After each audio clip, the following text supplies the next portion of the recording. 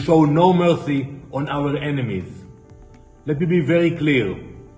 Israel will not stop until all of our hostages are back home.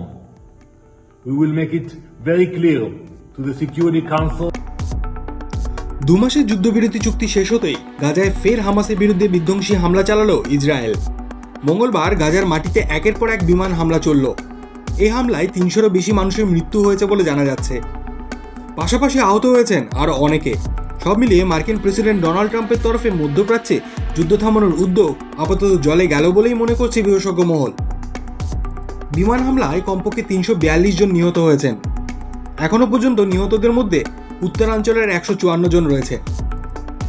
সূত্রের খবর, সোমবার গভীর রাতে আকস্মিকভাবে গাজার বেশ কয়েকটি স্থানে একযোগে বিমান হামলা চালানো হয়। ট্রাম্পের উদ্যোগে গত জানুয়ারি মাসের মাঝামাঝি সময়ে হামাসের সঙ্গে সংঘর্ষবিরতি চুক্তি করে ইসরায়েল। কথা ছিল যুদ্ধবিরতির বিনিময়ে বন্দী নাগরিকদের মুক্তি দেবে হামাস। সেই মতো বহু পণবন্দীকেও মুক্তি দেওয়া হয়। তবে ইসরায়েলের অভিযোগ, সকল পণবন্দী মুক্তি পায়নি। শুধু তাই নয়, মার্কিন প্রস্তাবও প্রত্যাখ্যান করছে হামাস, যার জেরেই এই হামলা। মঙ্গলবার ভোর রাত থেকে চলতে থাকে এয়ার স্ট্রাইক।